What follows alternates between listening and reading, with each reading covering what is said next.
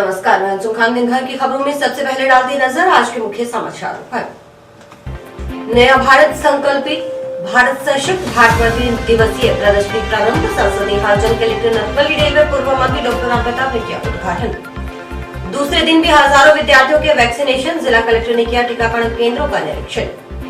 गंगुल dairy MD पर व्यापक स्तर पर भ्रष्टाचार करने का लगाया आरोप। संचालक मंडल सदस्यों व किसानों ने की नारेबाजी। 2 ट्रॉलों की आमने सामने भिड़ंत, दोनों वाहनों के चालकों की मौत। जंक्शन में बाईपास रोड पर औद्योगिक क्षेत्र में हुआ हादसा। अब खबरें विस्तार से। सूचना एवं प्रसारण मंत्रालय, भारत सरकार की क्षेत्रीय लोक संपर्क ब्यूरो जोधपुर की ओर से टाउन स्थित राजकीय नेहरू मेमोरियल महाविद्यालय के महात्मा गांधी सभागार में नया भारत संकल्पित, भारत सशक्त, भारत पर 3 दिवसीय मल्टीमीडिया डिजिटल प्रदर्शनी लगाई गई है। प्रदर्शनी का उद्घाटन मंगलवार को भारत सरकार के पूर्व केंद्रीय मंत्री और श्रीगंगानगर हनुमानगढ़ सांसद निहाल चंद, कलेक्टर नटवली रेल, पूर्व कैबिनेट मंत्री डॉक्टर राम प्रताप और कॉलेज प्राचार्य डॉक्टर नरेंद्र सिंह भाभू ने किया। प्रदर्शनी 6 जनवरी तक सुबह 10 से शाम 5 बजे तक चलेगी। कोई भी नागरिक प्रदर्शनी का अवलोकन कर सकेगा। उद्घाटन कार्यक्रम में क्षेत्रीय लोक संपर्क ब्यूरो उदयपुर के सहायक निदेशक रामेश्वर लाल मीणा व भाजपा जिलाध्यक्ष बलवीर बिश्नोई भी मौजूद रहे।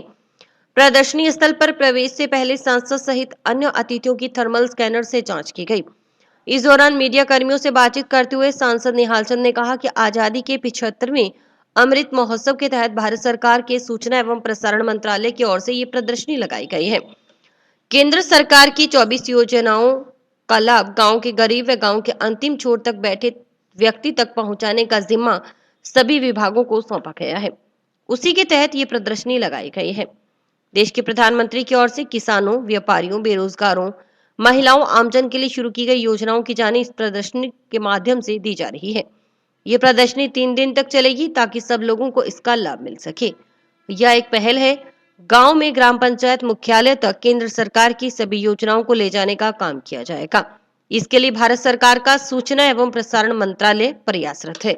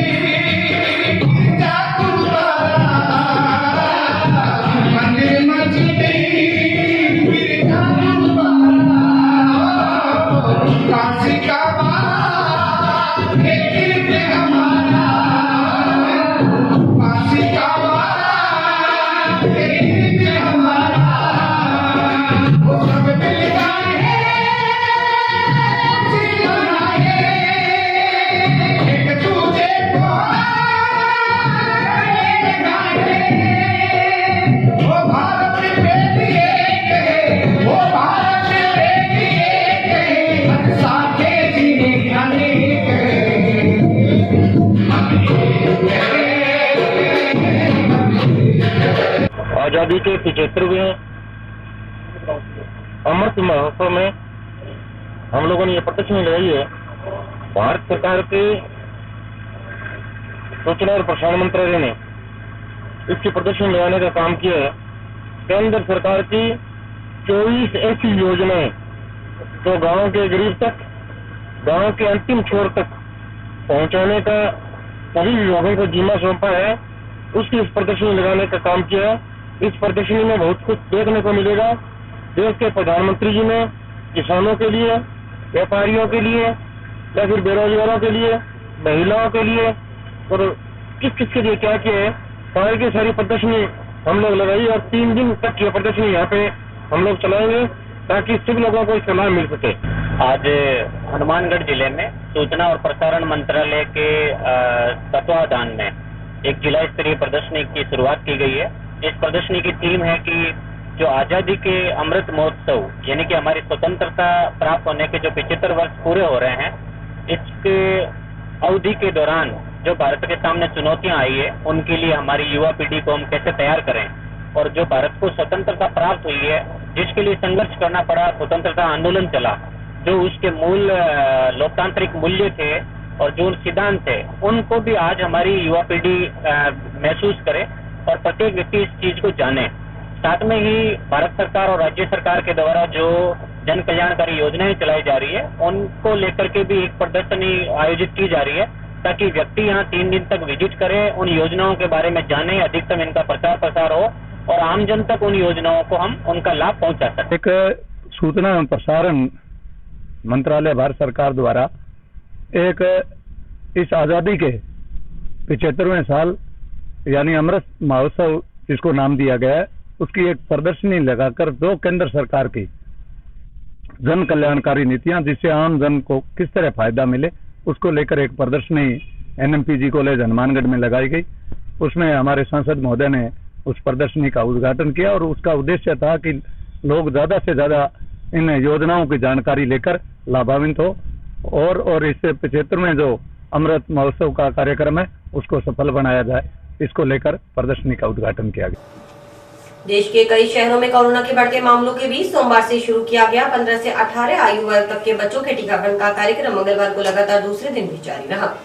मंगलवार को भी जिले के राजकीय विद्यालयों में बनाए गए केंद्रों पर 15 से 18 साल तक के हजारों विद्यार्थियों के वैक्सीनेशन किया गया। किसी ने डरते हुए कोवैक्सीन की डोज लगवाई तो कोई बच्चा वैक्सीनेशन के लिए उत्साहित दिखा। डोज देने से पहले बच्चों को ऑन स्पॉट रजिस्ट्रेशन किया गया। बच्चों को सिर्फ भारत बायोटेक की कोवैक्सीन की डोज ही दी जा रही है। पहले दिन सोमवार को जिले में 24,778 बच्चों के कोरोना से बचाव की डोज लगी थी। मंगलवार को कलेक्टर नथमल डिडेल ने जंक्शन की कैनाल कॉलोनी स्थित सिंचाई विभाग के विश्राम गृह में बनाए गए टीकाकरण केंद्र का निरीक्षण किया। इस दौरान कलेक्टर ने वहां मौजूद 15 से 18 साल तक के बच्चों व उनके अभिभावकों से बात की। इस दौरान मीडिया कर्मियों से बातचीत करते हुए कलेक्टर डिडेल ने बताया कि जिले को कोवैक्सीन और उपलब्ध हुई है। जिला प्रशासन का प्रयास रहेगा कि एक सप्ताह तक 15 से 18 साल तक के जिले के सभी करीब 1,38,000 बच्चों को वैक्सीनेट किया जाए। डीएम ने 15 से 18 साल तक के बच्चों व उनके अभिभावकों से अपील करते हुए कहा कि वे कोवैक्सीन का टीका पूर्णतः सुरक्षित है। अपने निकटतम स्वास्थ्य केंद्र या स्कूलों में बनाए गए टीकाकरण केंद्रों पर जाकर अपना वैक्सीनेशन आवश्यक रूप से करवा कोविड के प्रति प्रतिरक्षण प्राप्त करें। साथ ही उम्मीद जताई कि जिस प्रकार जिले के 18 वर्ष से अधिक आयु के 98% नागरिकों ने पहली डोज लगवा ली है, उसी प्रकार जल्द ही 15 से 18 साल तक के सभी बच्चों को वैक्सीनेट कर 100% लक्ष्य प्राप्त कर पाएंगे। कलेक्टर ने बताया कि तीसरी लहर और जिले में कोविड की स्थिति के मद्देनजर मुख्यमंत्री की ओर से लगातार समीक्षा बैठक की जा रही है। पिछली समीक्षा बैठक के बाद जयपुर और जोधपुर में कक्षा 1 से 8 तक के स्कूलों को बंद किया गया है। अभी हनुमानगढ़ जिले में स्थिति पूर्णतः नियंत्रण में है। जिले में वर्तमान में कोविड के मात्र 7 केस सक्रिय हैं। उनमें भी किसी भी स्थिति नाजुक नहीं है, न ही कोई कोविड रोगी जिला अस्पताल में भर्ती है। फिर भी जिले के नागरिकों से अपील है कि सभी मास्क का इस्तेमाल करें, सोशल डिस्टेंसिंग की पालना करें। वंचित नागरिक जल्द से जल्द कोविड-19 वैक्सीनेशन करवाएं। इन सभी उपायों से हम कोविड के संक्रमण से बचेंगे ही और तीसरी लहर की संभावना को भी टाला जा सकेगा। हनुमानगढ़ जिले में 15 से 18 वर्ष की उम्र के बच्चे लगभग 1,38,000 हैं और इन बच्चों के लिए भारत सरकार ने कोविड वैक्सीनेशन की अनुमति मिली है और अभी उनको कोवैक्सीन लगाया जा रहा है। जिले में कल 25,000 बच्चों को वैक्सीनेट किया गया और ये प्रयास आगे भी हमारा लगातार जारी रहेगा। आज जिले को कोवैक्सीन और मिल जाएगी और आगामी कुछ दिनों तक हमारा लक्ष्य रहेगा कि अगले मंडे या ट्यूसडे तक इन 1,40,000 बच्चों को हम कवर कर लें। समस्त अभिभावकों से और 15 से 18 वर्ष के बच्चों से मेरी रिक्वेस्ट रहेगी कि ये कोवैक्सीन टीका पूर्णतः सुरक्षित है और नजदीकतम अपने स्वास्थ्य केंद्र या हम स्कूलों में भी भेज रहे हैं टीमें, तो वहां जब हमारी स्वास्थ्य की टीम आ रही है तो अपना टीकाकरण अवश्य करवाएं और कोविड के प्रति प्रतिरक्षण प्राप्त करें। मुझे पूरी उम्मीद है कि जिस प्रकार 18 वर्ष से ऊपर के में हमने 98% लक्ष्य प्राप्त कर लिया है तो और इन बच्चों के लक्ष्य को तो हम 100% प्राप्त करेंगे।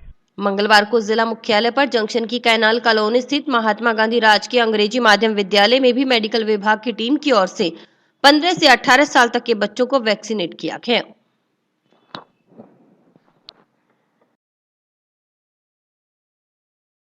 आज हमारे महात्मा गांधी कैनाल कॉलोनी का जो हमारा ये अंग्रेजी माध्यम स्कूल है, इसमें 52 बच्चों को जो कि 15 से 17 साल के हैं उनको ये कोविड से बचाने के लिए डोज लग रही है और ये एक सरकार का बढ़िया कदम है और बच्चों के लिए भी एक बहुत बढ़िया बात है कि आज उन्हें समाज में कोविड को फैलने से रोकने के लिए उनको इस इंजेक्शन को आगे आके लगवाना चाहिए। सरकार ने इसे बढ़िया तरीके से लागू किया है ताकि एंटीबॉडीज उनमें जल्दी डेवलप हो जाए और वो एक कैरियर के रूप में लोगों में इसको ना फैला सकें। तो ये एक बहुत बढ़िया कदम है सर। आज हमारे यहाँ जो बच्चों को वैक्सीन लगाने का प्रथम चरण है 15 से 17 वर्ष के, उसमें वैक्सीन लगाई जा रही है। हमारे स्कूल में 52 बच्चे हैं कुल, जिनमें से 2 8वीं कक्षा के, 13 9वीं कक्षा के और 37 बच्चे हैं 10वीं कक्षा के, जो इस एज ग्रुप में आते हैं। तो ये राज्य सरकार का बहुत अच्छा कदम है, क्योंकि हमारे जो करंट रहा है बच्चे, अगर हमारी ये भावी पीढ़ी जो है इस कोरोना से मुक्त रहेगी तो हमारी स्टडीज में भी बच्चों के कोई व्यवधान नहीं आएगा। और हमने पहले से भी यहाँ पे SOP का पालन बच्चे भी कर रहे हैं, हमारे टीचर्स भी कर रहे हैं, और पूरी तरह से हमने सैनिटाइज किया हुआ है स्कूल को, और सोशल डिस्टेंस जो है वो भी हम मेंटेन कर रहे हैं। जंक्शन में बाईपास रोड स्थित औद्योगिक क्षेत्र में 2 ट्रॉलों की आमने सामने भिड़ंत होने से 2 वाहनों के चालकों की मौत हो गई। हादसे में एक जना घायल हो गया। हादसा रात्रि करीबन 2 बजे हुआ। जंक्शन पुलिस ने मंगलवार को दोनों शव पोस्टमार्टम करवा परिजनों के हवाले कर दिए। जानकारी के अनुसार रात्रि करीब 2 बजे क्रैशर से भरा ट्रॉला उसका चालक सांवरलाल निवासी जैगला नोखा बीकानेर जंक्शन में अगरसेन चौक से होता हुआ बाईपास रोड पर रिको औद्योगिक क्षेत्र में पहुंचा। वह गुजरात से पंजाब जा रहा था। उसी समय सामने से अबोहर बाईपास रोड की तरफ से कोयले से भरा ट्रॉला उसका चालक जयपाल निवासी वार्ड 4 नई खुंजा हनुमानगढ़ जंक्शन लेकर आ रहा था। रिको क्षेत्र में पहुंचते ही दोनों ट्रॉलों की आमने सामने से जोरदार भिड़ंत हो गए। हादसा इतना भयानक था कि दोनों ट्रॉलों के चालक कैबिन में बुरी तरह से फंस गए। वहीं एक ट्रॉले के ऊपर सो रहा खलासी मनीष कुमार भी भिड़ंत होते ही नीचे गिरकर घायल हो गया। उसके हल्की चोटें आई। हादसे की सूचना मिलने पर जंक्शन पुलिस थाना से ASI दिलीप सिंह व नाथूलाल टीम के साथ मौके पर पहुंचे और दोनों ट्रॉलों के कैबिन में फंसे चालकों को कड़ी मशक्कत के बाद बाहर निकाला। तीनों घायलों को टाउन के जिला अस्पताल ले जाया गया। अस्पताल पहुंचने पर डॉक्टरों ने जांच के बाद दोनों ट्रॉलों के चालकों को मृत घोषित कर दिया। पुलिस ने रात्रि को दोनों शव मोर्चरी में रखवाए। मंगलवार दोपहर को जंक्शन पुलिस ने दोनों शवों का पोस्टमार्टम करवाया। इस संबंध में मृतक सांवरलाल बिश्नोई के मौसेरे भाई सागर राम निवासी नोखा बीकानेर ने कोयला से भरे ट्रॉला नंबर RJ19 GC के चालक के खिलाफ वाहन को तेज गति और लापरवाही से चलाकर दुर्घटना कारित करने के आरोप में मामला दर्ज करवाया है। जिस समय हादसा हुआ उस समय सागर बिश्नोई भी सांवरलाल के पीछे पीछे अपना ट्रॉला लेकर चल रहा था। पुलिस मुकदमा दर्ज कर घटना के कारणों की जांच में जुटी है। आज दिनांक 4 जनवरी 2022 को करीब 11:15 बजे थाने पर हाजिर होकर श्री सागर राम सनव कृष्णा राम बिश्नोई निवासी जेगला तहसील नोखा जिला बीकानेर ने हाजिर थाना होकर एक रिपोर्ट लिखित में दी है कि मेरी मौसी का बेटा भाई सांवरलाल अपना ट्रक नंबर RJ07 GD 0759 लेकर गुजरात से पंजाब जा रहा था। हनुमानगढ़ जंक्शन में बाईपास पर पहुंचने पर उसके सामने से एक ट्रक आया RJ19 GC 3564 जिसके चालक ने तेज गति में लापरवाही से चलाकर उसके सामने से टक्कर मार दी, जिससे सांवरलाल के काफी चोटें लगी। वाहन बुरी तरह से क्षतिग्रस्त हो गया है। टाउन ले जाने पर सांवरलाल की मृत्यु होना घोषित कर दिया है डॉक्टरों ने। लाश पड़ी है यहाँ हॉस्पिटल में मोर्चरी रूम में। टोटल दूसरे ट्रक वाला है जो जयपाल ड्राइवर था उसका 3564 ट्रक नंबर का, उसकी भी मृत्यु हो गई है। 2 जनों की मृत्यु हुई है। एक के हल्की चोटें लगी हुई है मनीष कुमार के, वो हॉस्पिटल में इलाज हेतु भर्ती है। टाउन के जिला चिकित्सालय को ही मेडिकल कॉलेज से संबद्ध बेस अस्पताल रखने की मांग को लेकर MGM जिला अस्पताल के समक्ष चल रहा बेमियादी धरना मंगलवार को 40वें दिन ट्रैक्टर ट्रॉली यूनियन के सदस्य बैठे। जिला अस्पताल बचाओ संघर्ष समिति सदस्यों ने माला पहनाकर यूनियन सदस्यों को धरने पर बैठाया। उधर जिला अस्पताल के स्थानांतरण का प्रयास करने वाले जिम्मेवारों के धरना स्थल पर बनाए गए प्रतीकात्मक पुतलों को मंगलवार को जूतों की माला पहनाकर बाजार बंद व चक्काजाम की मुनियादी करवाई गई। मुनियादी जहां से गुजरी वहां के दुकानदारों व राहगीरों ने पुतले को जूते मारकर रोष प्रकट किया। धरना स्थल पर मौजूद संघर्ष समिति के नरेंद्र शर्मा ने कहा कि जिला अस्पताल के स्थानांतरण के खिलाफ शहर के जागरूक नागरिकों की ओर से संघर्ष समिति के बैनर तले करीब 1.5 माह से धरना दिया जा रहा है, लेकिन न तो सरकार और न ही जनप्रतिनिधियों की तरफ से कोई जवाबदेही मिल रही है। उन्होंने कहा कि जिला अस्पताल बचाना किसी एक व्यक्ति की लड़ाई नहीं बल्कि सबकी लड़ाई है। सैकड़ों परिवारों की रोजी रोटी का सवाल है, इसमें किसी भी पार्टी की बात नहीं। उन्होंने कहा कि जिला अस्पताल के समक्ष धरना चलते 40 दिन हो गए, परंतु जिला प्रशासन और यहाँ के जनप्रतिनिधि कुंभकर्णी नींद से नहीं जागे। इन्हें जगाने के लिए 6 जनवरी को टाउन शहर का संपूर्ण बाजार बंद रखने की घोषणा की गई है। बाजार बंद रखकर नागरिक सुबह 9 बजे भारत माता चौक पर एकत्रित होंगे और हाईवे को जाम किया जाएगा। संघर्ष समिति के भगवान सिंह खुडी ने कहा कि वे शांति से समस्या का हल चाहते हैं, लेकिन यहाँ के जनप्रतिनिधि व जिला प्रशासन शहर में शांति नहीं चाहता। आज हमारे ट्रैक्टर यूनियन के साथियों ने धरने का आज हमारे 40वां दिन है और ट्रैक्टर यूनियन के साथी समर्थन देने के लिए पधारे। आने वाली जो 6 तारीख है हनुमानगढ़ टाउन का जो बाजार है वो बंद रहेगा और 6 तारीख को भारत माता चौक पर जन आक्रोश सभा होगी और वहां पर सांकेतिक चक्का जाने के लिए, जैसा हमारे अभी ट्रैक्टर यूनियन के हमारे साथी बता रहे थे कि हम तो बच्चों और परिवार को लेकर ही वहां पहुंचेंगे। 7 दिवसीय हेलमेट अनिवार्यता अभियान के दूसरे दिन मंगलवार को जंक्शन शहर के हार्दिक शहीद भगत सिंह चौक से बिना हेलमेट पहने आ जा रहे दोपहिया वाहन चालकों से भविष्य में आवश्यक रूप से हेलमेट पहनकर ही वाहन चलाने व सड़क सुरक्षा नियमों का पालन करने के लिए समझाइश की गई। एसपी प्रीति चैन के निर्देशानुसार यातायात पुलिस की ओर से शुरू किए गए अभियान के तहत हुए कार्यक्रम के दौरान यातायात प्रभारी अनिल चिंदा ने दोपहिया वाहन चालकों को दुर्घटना होने पर हेलमेट न पहना होने से होने वाले नुकसान की जानकारी दी।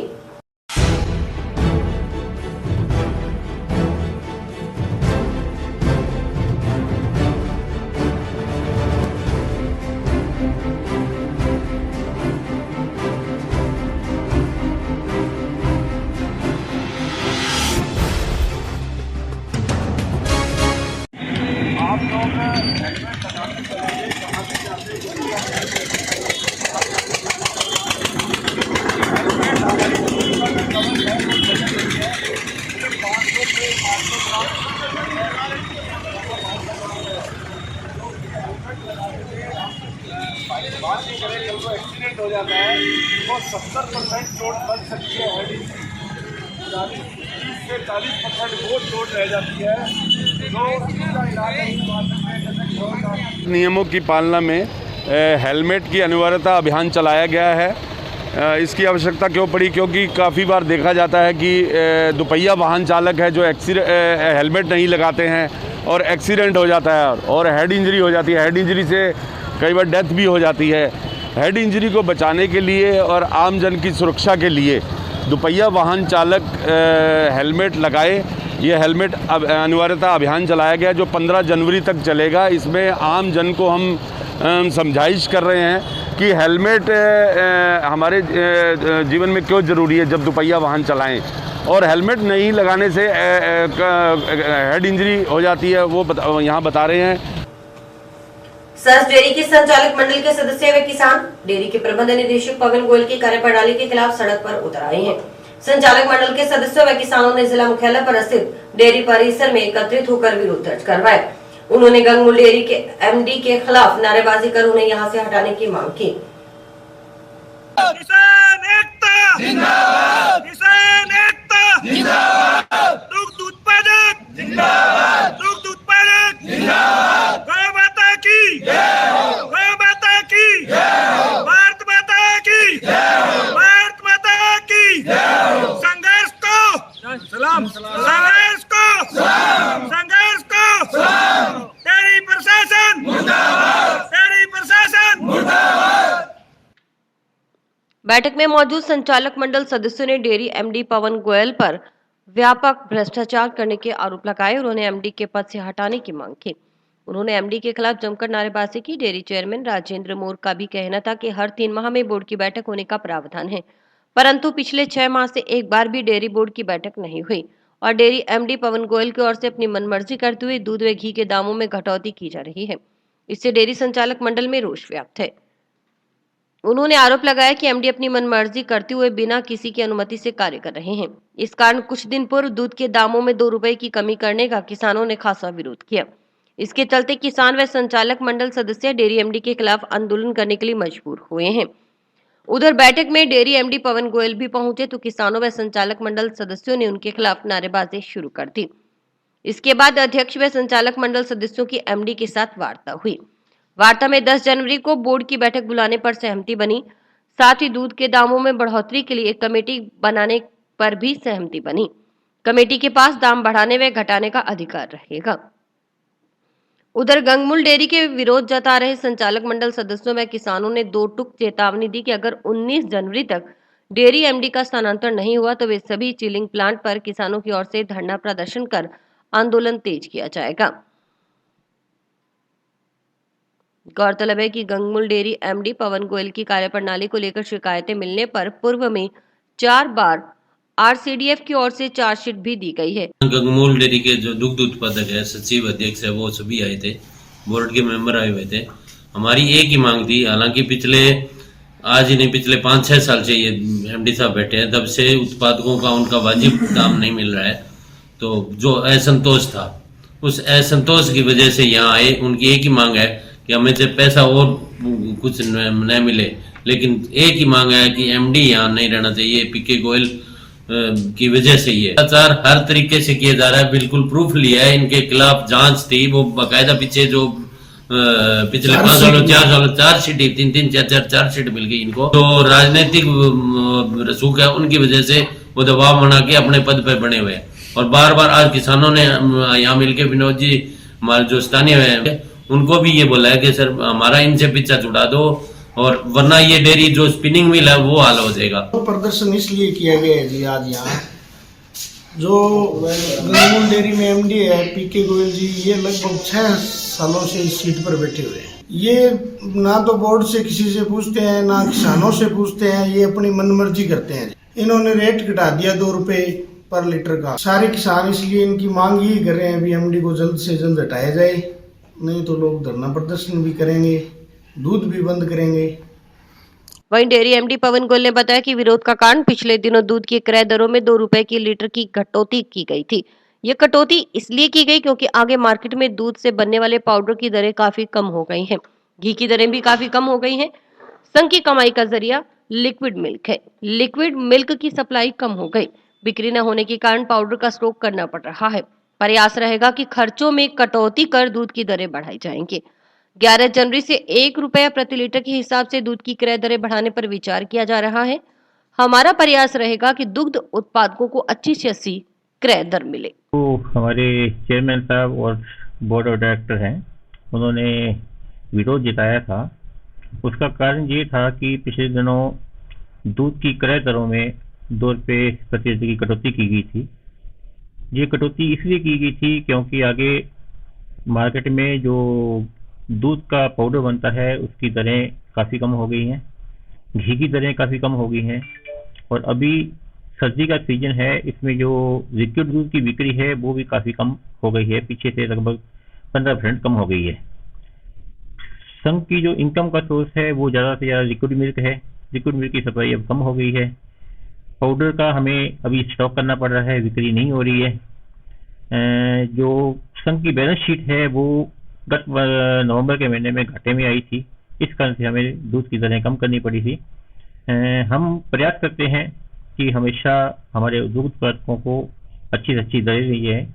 इसी के परिप्रेक्ष्य में हमने अप्रैल माह से लेकर अप्रैल 2021 से लेकर अक्टूबर 2021 तक 3 बार दूध की दरें बढ़ाई थी। जो टोटल का जिनका करते हैं लगभग 4 रुपये प्रति लीटर होता है, उसमें से केवल 2 रुपये प्रति लीटर ही हमने कम किया है।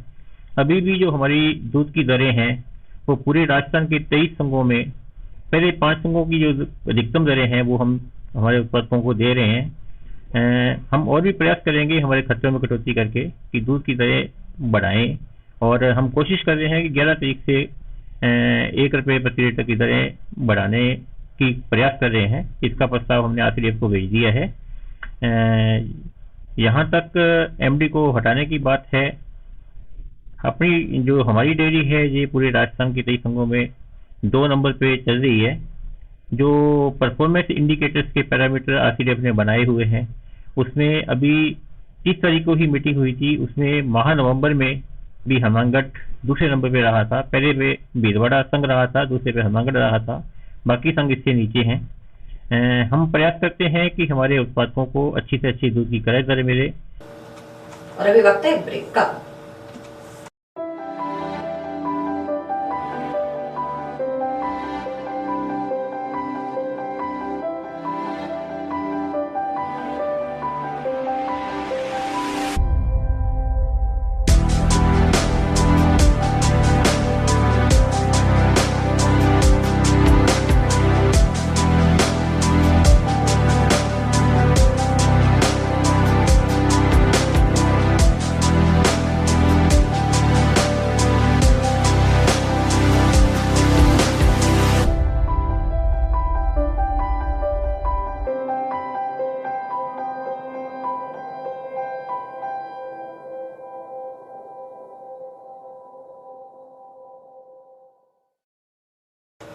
पश्चिमी विक्षोभ के कारण एक बार फिर से मौसम पलट गया है। मंगलवार सुबह इलाके में बूंदाबांदी से सर्दी बढ़ गई। पूरा दिन आसमान में बादल मंडराते रहे। दोपहर में कुछ देर के लिए धूप निकली, लेकिन फिर बादलों ने सूरज को अपनी ओट में छिपा लिया। बूंदाबांदी के बाद वापस ठंड बढ़ गई। सर्दी बढ़ने के साथ ही लोग अलाव ताप कर राहत पाने की जुगत में लगे रहे। खुले स्थानों व खेतों में आज सुबह फसलों पर ओस जमी नजर आई। आगामी दिनों में पश्चिमी विक्षोभ के सक्रिय होने से जिले में मौसम परिवर्तनशील रहने की संभावना है। आज 4 जनवरी से जिले में बारिश की गतिविधियां शुरू होने के साथ ही 8 जनवरी तक प्रभावी रह सकती है। 5 व 7 जनवरी को अधिक प्रभावी होने से कहीं कहीं हल्की से मध्यम बारिश, तेज हवाएं तथा ओलावृष्टि हो सकती है। 5 जनवरी से तापमान में गिरावट का अनुमान है। किसान भाइयों, संभावित मौसम को ध्यान में रखते हुए सिंचाई, कीटनाशक छिड़काव व अन्य कृषि कार्य उसी अनुरूप करें। जंक्शन स्थित राजकीय बालिका उच्च माध्यमिक विद्यालय में चल रहे राष्ट्रीय सेवा योजना इकाई के 7 दिवसीय विशेष शिविर का समापन मंगलवार को समारोह पूर्वक हुआ। कार्यक्रम में अतिथियों के रूप में विजय चौधरी, नगर परिषद सभापति गणेश बंसल, समाजसेवी प्रोफेसर सुमन चावला, पार्षद तरुण विजय आदि ने शिरकत की। अध्यक्षता प्रधानाचार्य सीमा भल्ला ने की।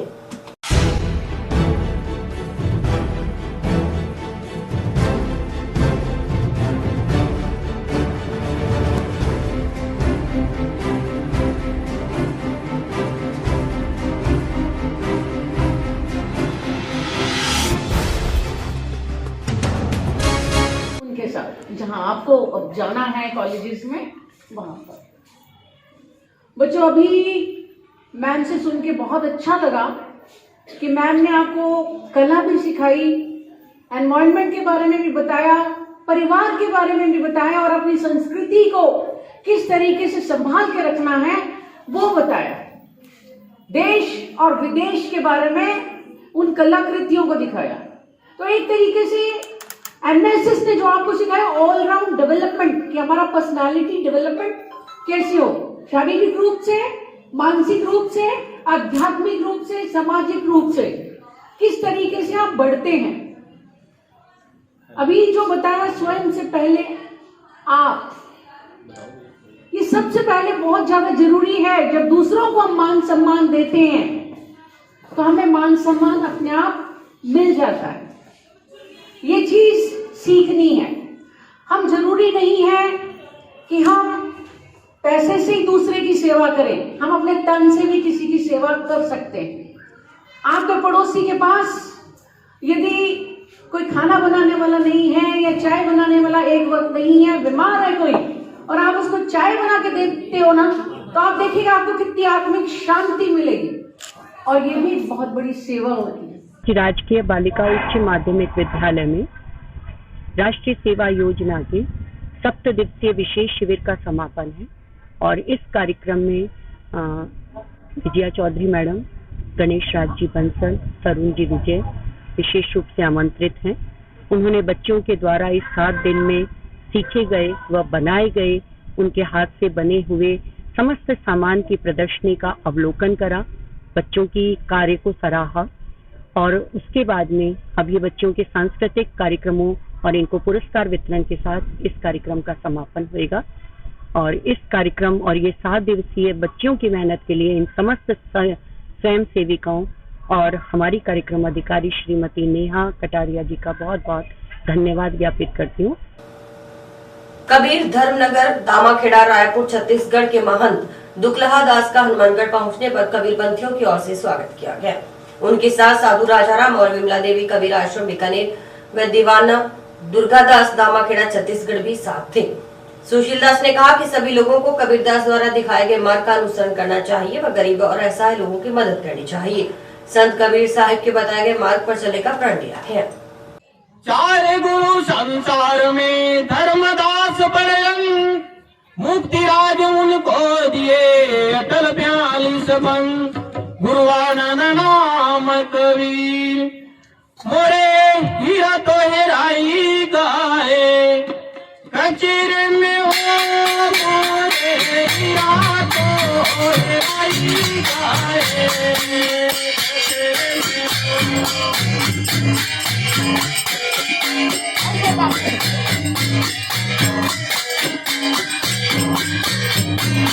लोक से देह धरे जग आए, जीवन बंध छुड़ाई के गुरुबंदी छोर कहाय।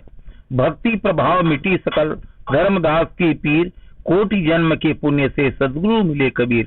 सदगुरु कबीर साहब जो भी पाखंडवाद है इसे रोकने के लिए सत उपदेश दिए।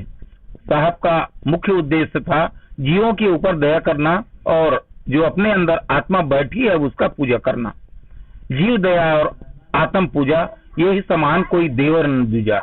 इस प्रकार से सदगुरु कबीर साहब पूरे विश्व में जनमानस में संदेश दिए और दया क्षमा का उपदेश दिए। उनका मुख्य उद्देश्य है यह जीव जो जहां से आया है सतलोक से, पुनः अपने कर्मों को निपुण निभा करके वो अपना लोक में ले जाए, यह जीव लोक में जाए, जिससे काल का बंधन है जो इस जीव के ऊपर पड़ा है वो समाप्त हो जाए। और इसी के साथ समाचार समाप्त हुए। रोजाना देखते रहिए समाचार। नमस्कार।